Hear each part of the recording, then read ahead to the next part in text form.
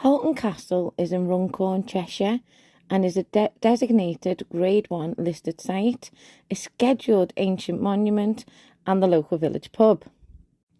You have to go through the pub to gain access to the castle at the back, but the new owners are very friendly and are more than happy to discuss the castle's history with anybody popping in too. Although majestic, that wasn't actually the purpose of my visit today.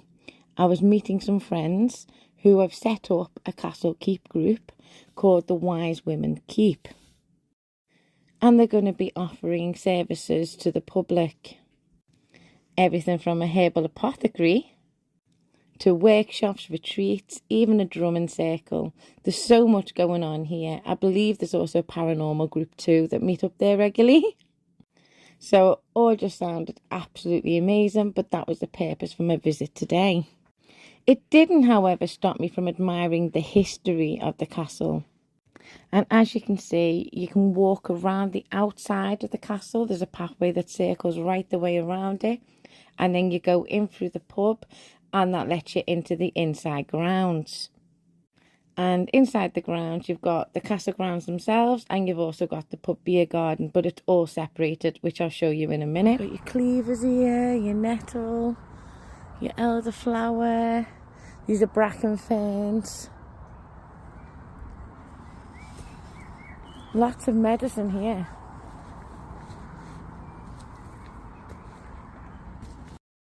And this area of Cheshire, Runcorn, is actually steeped in history.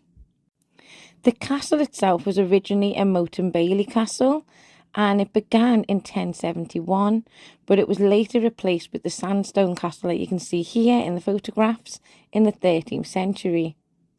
They did keep adding to the building and making improvements until around 1609. In the 18th century, the courthouse, which is now the site of the pub, was built on top of the old gatehouse, and some of these views are just simply spectacular. You can see why the area was picked due to its vantage points.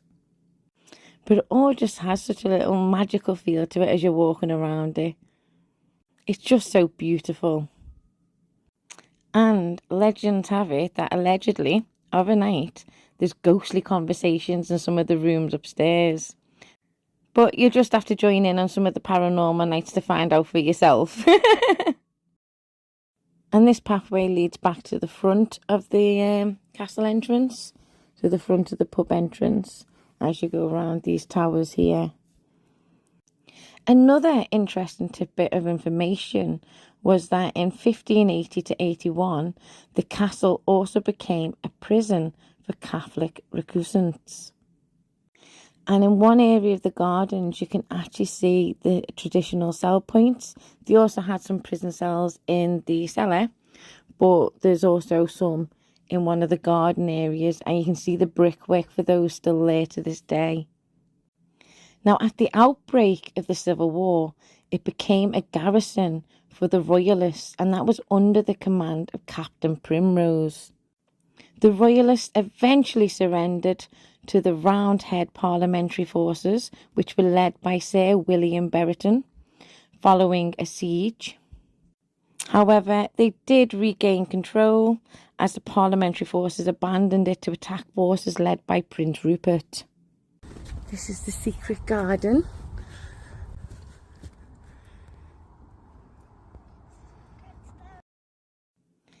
In 1646, after a council of war meeting was held in Warrington, they decided that the castle was no longer needed for military purposes, and it's had no military use ever since. They pretty much deconstructed everything of worth from the castle. So any battlements or anything like that were all removed. And around the top area of the castle, on the inside bit, you can see all these signs around it with lots of information about the history, including St. Mary's Church, which is directly opposite. The castle site is managed by Norton Priory Trust, and you'll see a few of my videos based around Norton Priory. It's one of our favourite places, and it's leased from the Duchy by Halton Borough Council. and therefore they're actually in charge of the castle grounds themselves. So the castle grounds is basically council property, and the pub grounds are separate to that, even though it's all interconnected. Sadly, lots of restoration work does need to be done, and the grounds do need a lot of maintenance in that area, but there's nothing anyone can really do other than the council. The owner of the public house is not actually allowed to maintain the castle itself or the grounds around it.